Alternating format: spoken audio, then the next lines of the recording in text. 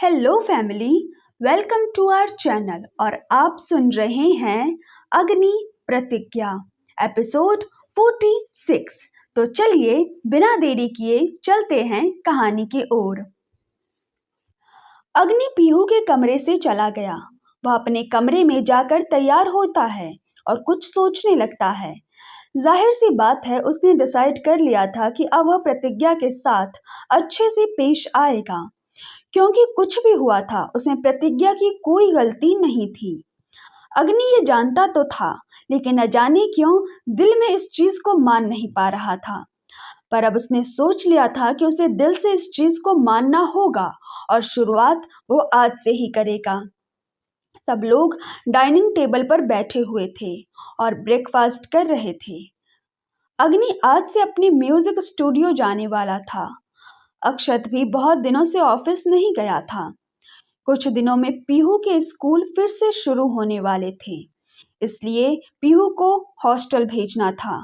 अक्षत इसकी तैयारी कर रहा था। प्रतिज्ञा ने सीमा के साथ मिलकर ब्रेकफास्ट बनाया था और सबके सामने सर्व कर रही थी। अग्नि ब्रेकफास्ट करते हुए प्रतिज्ञा को देखकर बोला, प्रतिज्ञा, आज शाम को तैयार रहना। सब लोग हैरानी से अग्नि को देखने लगते हैं। यहाँ तक कि प्रतिज्ञा अपनी हैरान नजरों से अग्नि को देखती है तो अग्नि सबको देखते हुए कहता है, आप लोग मुझे ऐसे क्यों देख रहे हैं? दरअसल मेरे एक फ्रेंड ने नया रेस्टोरेंट ओपन किया है और वह चाहता है कि मैं और प्रतिज्ञा उसके रेस्टोरेंट में गेस्ट की तरह आएं। इसलिए मैं आज रात प्रतिज्ञा को अपने साथ बाहर ले जाना चाहता हूँ। क्या हुआ, नहीं ले जा सकता क्या? अग्नि की बात सुनकर वीना जी और रेखा जी के चेहरे का रंग उड़ गया। वह हैरान नजरों से अग्नि को देख रही थी, लेकिन बाकी सबके चेहरे पर मुस्कान थी। दादी ने मुस्कुराते हुए कहा, हाँ, क्यों नहीं ले जा सकते हो? पत्नी है तुम्हारी, बिल्कुल बाहर ले जाओ, हमने कब मना किया है? लेकिन प्रतिज्ञा की हैरानी अभी भी कम नहीं हुई थी। उसे लगा नहीं था कि कल शाम के बाद अग्नि उससे बात भी करेगा, पर यहाँ तो अग्नि उसे अपने साथ बाहर ले जाने की बात कर रहा था। ब्रेकफास्ट खत्म करने के बाद अग्नि अपनी जगह से उठता है और प्रतिज्ञा से कहता है, तैयार रहना, मैं शाम को जल्दी आऊंगा। प्रतिज्ञा के चेहरे पर हल्की सी मुस्कान आ गई थी। अग्नि रौनित के साथ स्टूडियो के लिए निकल गया, लेकिन अक्षत के चेहरे पर भी एक मुस्कान थी, क्योंकि उसने समझ लिया था कि अग्नि को अपनी गलती का एहसास हो गया है। यही वजह थी कि वह प्रतिज्ञा के साथ अपने रिश्ते को आगे बढ़ाने की कोशिश कर रहा था। उसे खुशी थी कि अग्नि अपनी गलती मान रहा है। कमरे में प्रतिज्ञा इधर उधर बेचैनी से टहल रही थी। शाम के 4 बज रहे थे। 6 बजे तक अग्नि उसे लेने आएगा, लेकिन वह अग्नि के साथ पहली बार बाहर जा रही थी। ऐसे में वो क्या पहनेगी, क्योंकि उसके पास तो जो भी कपड़े हैं वो घर के ही कपड़े हैं। इनमें से कुछ भी ऐसा नहीं था जो वह बाहर पहनकर जा सके, और अग्नि के साथ वह कुछ भी साधारण सा नहीं पहन सकती थी। ऐसे में अग्नि के रेपुटेशन पर भी बात आ जाएगी। प्रेस कॉन्फ्रेंस वाले दिन तो वीना जी ने प्रतिज्ञा को साड़ी दी थी, लेकिन बाद में वह साड़ी वापस भी ले ली गई थी, क्योंकि वह डिजाइनर थी और महंगी भी थी। पर अब प्रतिज्ञा क्या करे? कुछ सोचते हुए प्रतिज्ञा की नजर निशा की अलमारी पर जाती है, जिस पर अभी भी ताला लगा हुआ था। लेकिन उसकी चाबी कहाँ है यह प्रतिज्ञा अच्छी तरह जानती थी। फिर भी निशा की अलमारी से कुछ भी लेने के बारे में उसने सोचा तक नहीं था। रह रहकर उसका ध्यान उस अलमारी की तरफ जाता, पर अग्नि के गुस्से की वजह से वो उस अलमारी से अपना मुंह मोड़ लेती, क्योंकि अगर उसने निशा का कोई भी सामान इस्तेमाल किया तो अग्नि फिर से उस पर गुस्सा करेगा। प्रतिज्ञा इधर उधर परेशान होते हुए टहल रही थी कि तभी कमरे का दरवाजा खुला और वीना जी सीमा के साथ अंदर आई और प्रतिज्ञा को देखते हुए बोली, जानती हूँ क्यों इतना परेशान हो रही हो, पर फिक्र मत करो, तुम्हारी परेशानी की वजह खत्म करने आई हूँ। प्रतिज्ञा जैसे ही वीना जी को अपने कमरे में देखती है, वह सीधी खड़ी हो जाती है और हल्का सा अपना चेहरा नीचे की तरफ झुका लेती है।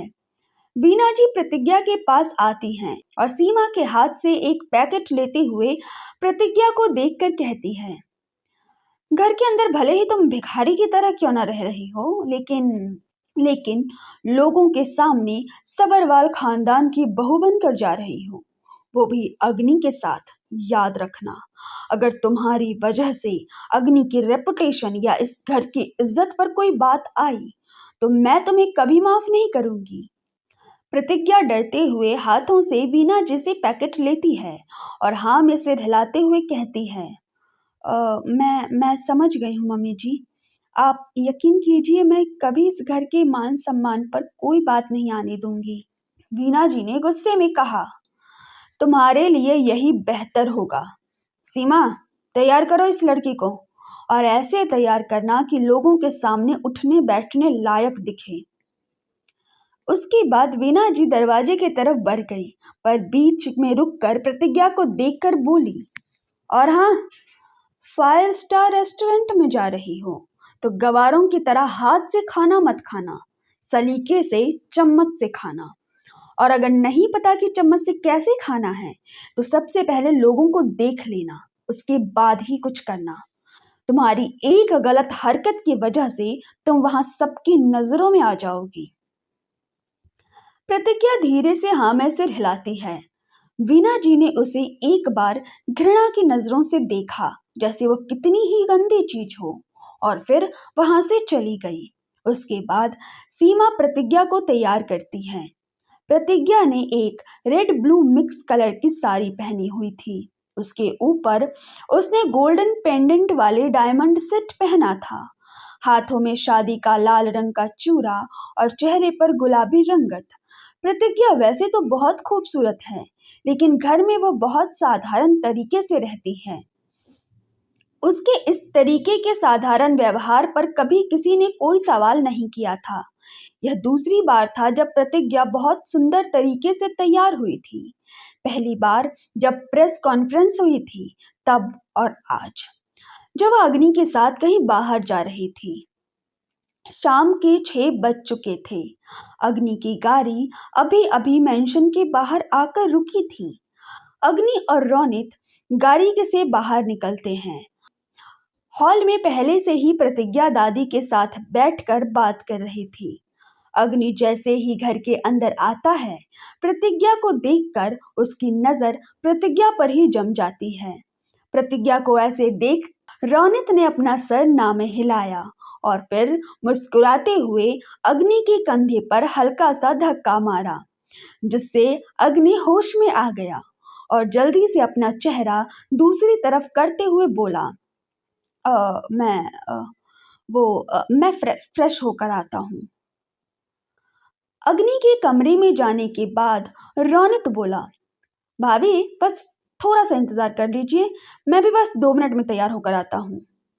जैसे ही रोनित ये कहता है, प्रतिज्ञा के चेहरे पर हैरानी के भाव आ गए थे। उसे तो लग रहा था कि वह और अग्नि ही बाहर जा रहे हैं, पर यहाँ तो रोनित भी साथ जा रहा है। रोनित की बात सुनकर दादी भी हैरान हो गई। दादी अपनी छड़ी के सहारे खड़ी होती हैं और रोनित से कहती हैं, रोनित, मेरे कमरे में आओ, मुझे तुमसे बात करनी है।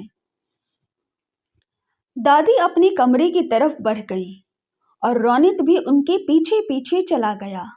लेकिन अंदर पहुंचते ही रोनित को अपने पैरों पर एक तेज छरी का एहसास हुआ और उसकी दर्द से चीख निकल गई। आ! दादी ने उसे बहुत जोर से मारा था। वो हैरान नजरों से दादी को देखने लगा और दादी उसे गुस्से से घूर रही थी। तो आप सुन रहे थे लव बिट्रेयल और फोर्स मैरिज के स्टोरी अग्नि प्रतिज्ञा। ये कहानी आपको कैसी लगी कमेंट में बताइए।